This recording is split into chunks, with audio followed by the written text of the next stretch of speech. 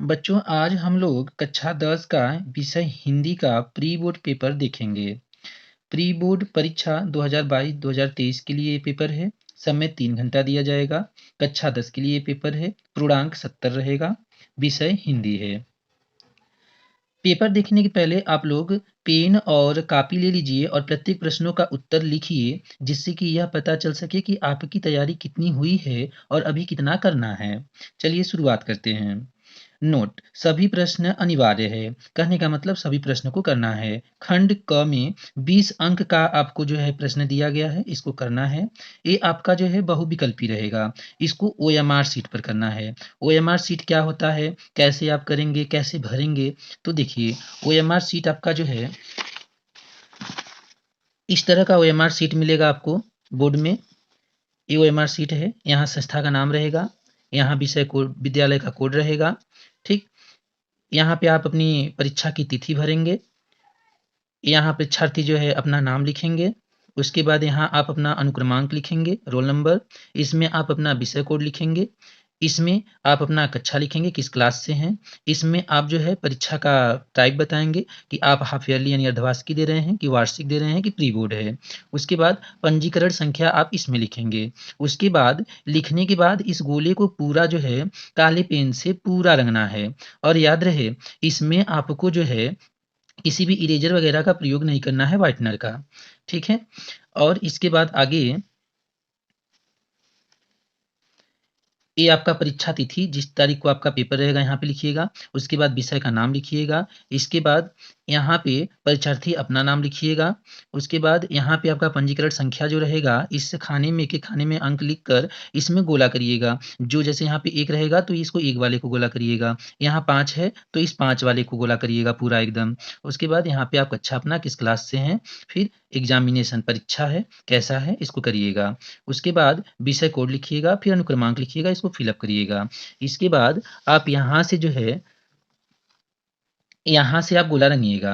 ठीक है। जैसा कि 20 प्रश्न आपको दिया गया है, तो प्रश्न पहला का जो उत्तर सही रहेगा उसको रंगिएगा। तो आप देख सकते हैं यहाँ से लेके यहाँ तक 20 प्रश्न है, तो 20 प्रश्न का उत्तर आपको इस ओएमआर शीट पर करना है। ठीक है। लास्ट में परीक्षार्थी का हस्ताक्षर है, इसमें आप अपना हस्ताक्षर करिएगा। यहाँ कक्ष निरीक्षक आपके हस्ताक्षर करेंगे तिथि के साथ। चलिए पेपर को देखते हैं। ठीक है। आपको समझ में आ गया होगा कि ओएमआर पर कैसे करना है। ठीक, देखिए, जैसा कि आपका पेपर, ये आपका पेपर रहा। इसमें देखिए 20 प्रश्नों का है, इसको देखा जाए। प्रश्न पहला है, निम्न कथनों में से सही कथन पहचान कर लिखिए।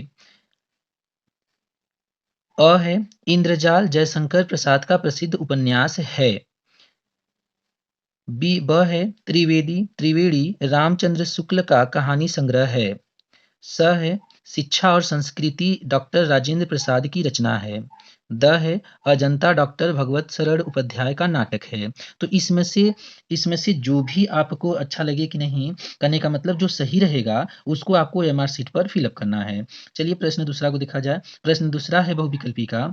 आकाश दीप और ममता कृति है, किसकी है यह? ऑप्शन ए है हजारी प्रसाद द्विवेदी, ब है जयशंकर प्रसाद, स है प्रेमचंद, द है जय प्रकाश भारती। तो इन चारों में जिसका रहेगा उसका आप ओएमआर शीट पर कर दीजिएगा। जैसे ब का है तो आप उसमें ब भरिएगा, यानी बी भरिएगा। इसमें अ का मतलब वहां पे ए, ब का मतलब बी, स का मतलब सी, द का मतलब डी, उस ओएमआर शीट में आप भरेंगे। उसके बाद तीसरा प्रश्न है, हिंदी साहित्य में शुक्ल युग की समय सीमा है, कब से कब है? ऑप्शन ए है आपका 1900 से 1920 ईस्वी, ब है 1919 से 1938 ईस्वी, और स है 1938 से 1950 ईस्वी, द है इनमें से कोई नहीं। जो आपका उत्तर है उसको ओएमआर शीट पर भर दीजिएगा। फिर आपका जो है चौथा प्रश्न देखा जाए। ये आपका चौथा प्रश्न है, ठूठा आम कृति के लेखक कौन हैं? अ भगवत सरल उपाध्याय, ब जयशंकर प्रसाद, स हजारी प्रसाद द्विवेदी, द धर्मवीर भारती। जो सही रहेगा ओएमआर शीट पर फिलअप करिए। ब कलम का, पांचवा है, कलम का सिपाही के लेखक हैं, कौन है? अ नवाब राय, ब बाबू गुलाब राय, स विनय मोहन शर्मा, द अमृत राय। जो रहेंगे उनको आप जो है ओएमआर शीट पर लिखिए। छठवां प्रश्न है, श्री कृष्ण गीतावली के रचयिता हैं, कौन है? तुलसीदास, ब सूरदास, स रसखान, द भूषण। जो रहेंगे उसको आप ओएमआर शीट पर फिलअप करिए।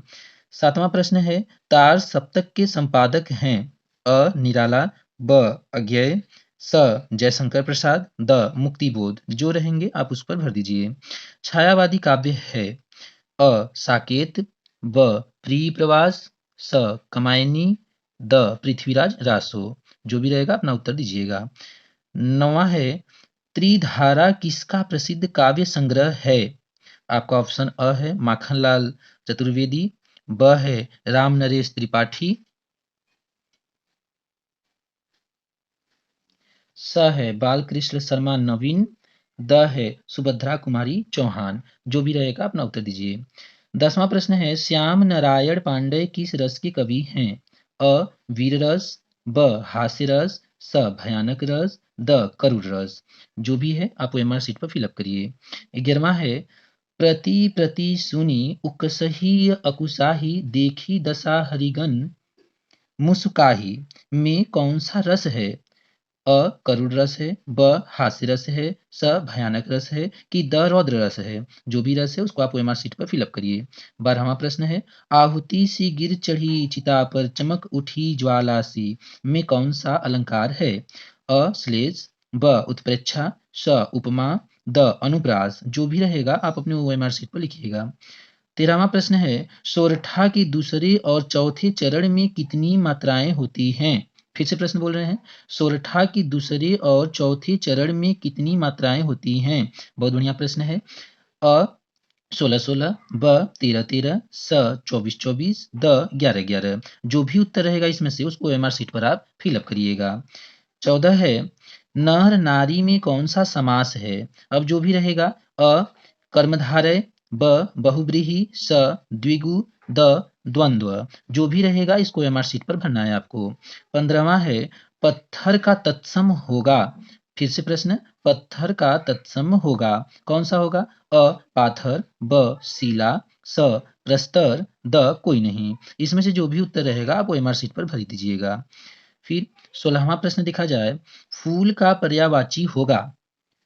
प्रश्न फिर से, फूल का पर्यायवाची होगा अ प्रसून, ब कुसुम, स सुमन, द इनमें से कोई नहीं। जो भी आपका उत्तर रहेगा उसको एमआर शीट पर आप लोग भरिएगा।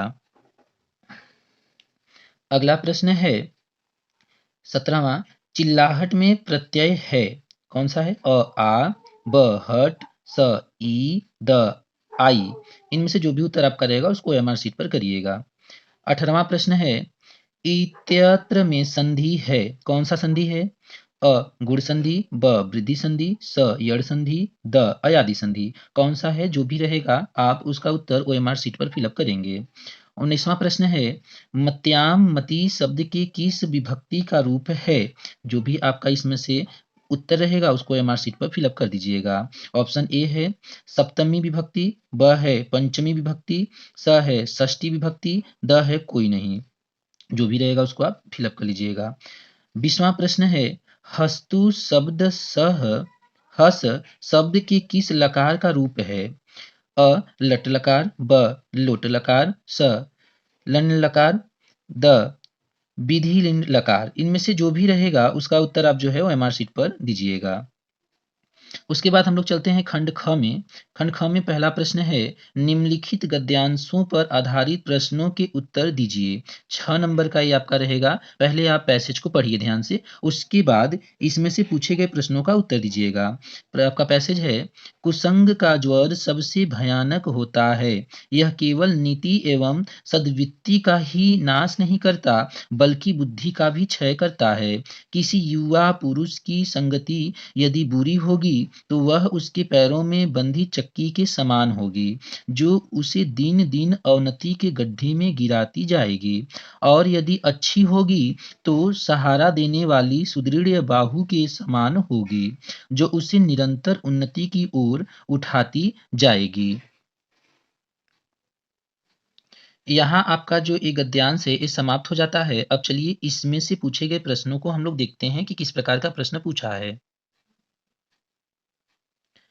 पहला प्रश्न पूछा है इसमें, उपरोक्त गद्यांश का संदर्भ लिखिए। संदर्भ लिखना है। ब गद्यांश रेखांकित अंश की व्याख्या कीजिए। जो उसमें ऐसे अंडरलाइन किया गया था उसका जो है आपको व्याख्या करना है। स है कुसंग का ज्वर भयानक क्यों होता है? आपको इसका उत्तर लिखना है। उसके बाद अभी जो पिछला आप गद्यांश से पढ़े हो उसका उत्तर इसमें से देना है। आप चाहो तो उसको न करके आप इसको कर सकते हो, अथवा करके दिया है तो आप इसको कर सकते हो। चलिए देखा जाए इस प्रश्न को भी। इसमें दिया है,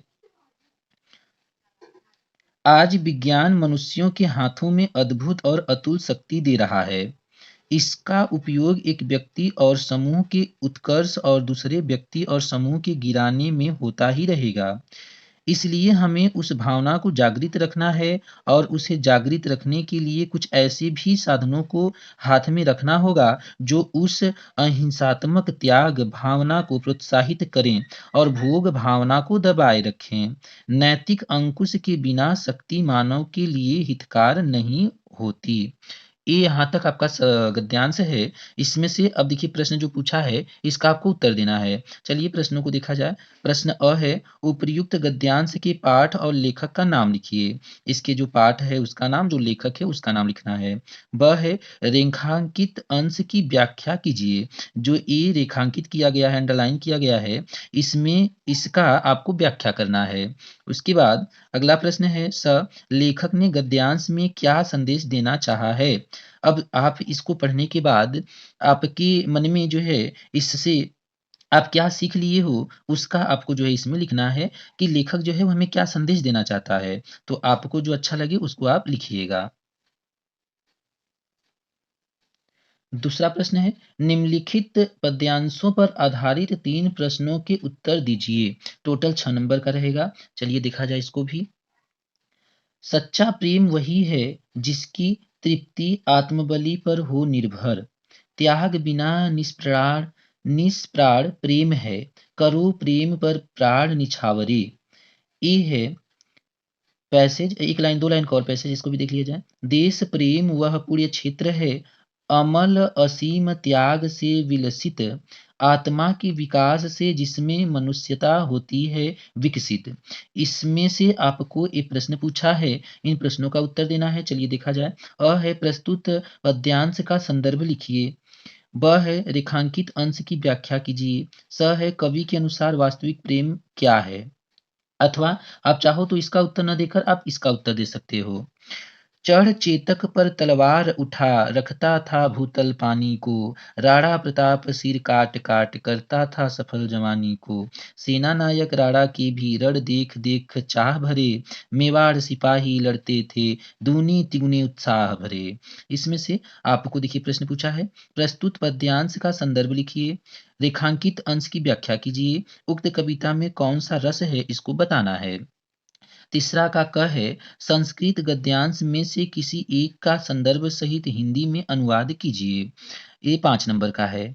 जैसे देखिए क्या है, नागरिक बहुकाल यावत अचिंतयत पर प्रहेलिकायाः उत्तर दातुं समर्थः न अभवत्, अतः ग्रामीणम् अवदत् अहम् अहस्या प्रहेलिकायाः उत्तर न जानामि।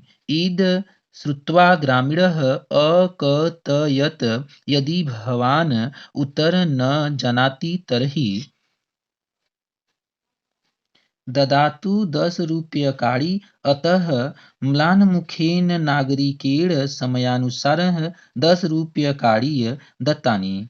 अथवा ख, अस्माक संस्कृतिः सदा गतिशीला वर्तते, मानव जीवन संस्कृतर्तुम् ऐसा तथा समय नवा नवा विचारधारा स्वीकरोति, नवा शक्ति च प्राप्नोति। अत्र दुराग्रह नास्ति यत् युक्तियुक्तकल्याणकारी च तत्र सहस्र गृहति भवति। इसका या तो आप लिख सकते हैं। चौथा है प्रश्न, दिए गए संस्कृत पद्यांशों में से किसी एक का संदर्भ सहित हिंदी में अनुवाद कीजिए।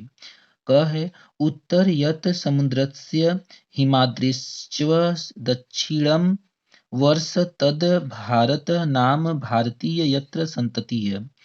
ख है मान हित्वा प्रियो भवति, क्रोध हित्वा न शोचति, काम हित्वार्थवान भवति, लोभ हित्वा सुखी भवेत।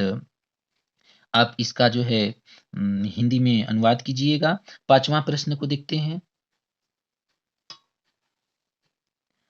अपने स्वपठित खंड काव्य के आधार पर किसी एक प्रश्न का उत्तर दीजिए। 3 नंबर का रहेगा। क तुमुल खंड काव्य के आधार पर लक्ष्मण मेघनाद युद्ध एवं लक्ष्मण की मूर्छा का वर्णन करो। ख तुमुल खंड काव्य के प्रतिनायक का चरित्र चित्रण कीजिए। छठवां है छठवां का क है हिंदी गद्य के किसी एक लेखक का जीवन परिचय एवं उनकी प्रमुख रचनाएं लिखिए। 5 नंबर का। अ जयशंकर प्रसाद का लिख सकते हैं। ब राजेंद्र प्रसाद। स डॉक्टर भगवत सरड़ उपाध्याय का। ख है किसी एक कवि का जीवन परिचय एवं उनकी प्रमुख रचनाओं का उल्लेख कीजिए। 5 नंबर का रहेगा यह। अ तुलसीदास। ब मैथिली शरण गुप्त। स महादेवी वर्मा। 7वां प्रश्न है अपनी पाठ्य पुस्तक से कंठस्थ किया हुआ एक श्लोक लिखिए जो इस प्रश्न पत्र में न आया हो। 8वां प्रश्न है निम्नलिखित प्रश्नों में से किन्हीं 2 प्रश्नों के उत्तर संस्कृत में दीजिए। वाराणसी किस्या संगम स्थली अस्थि। ख वीर केन पूज्यते, बार बार प्रश्न ये आता है, आप इसको देख लीजिएगा, इंपोर्टेंट है। ग चंद्रशेखर कह आसित। घ भूमेह गुरुतरा कीम अस्ति। इन सबको आप देख लीजिएगा, इंपोर्टेंट है ये, क्योंकि हर बार परीक्षाओं में पूछी जाती है, इसलिए 8वें प्रश्न को देख लीजिएगा। 9वां प्रश्न है निम्न में से किसी एक विषय पर निबंध लिखिए। 9 नंबर का रहेगा। क पर्यावरण प्रदूषण की समस्या एवं निदान। ख मोबाइल से होने वाले दुष्परिणाम दुष्परिणाम। ग राष्ट्र प्रेम। घ जनसंख्या वृद्धि एक अभिशाप। अंग का बढ़ती बेरोजगारी कारण और निवारण। तो इस तरह से आपने आज प्री बोर्ड का पेपर देखा जो कि हिंदी का था। आप इसका अभ्यास करिए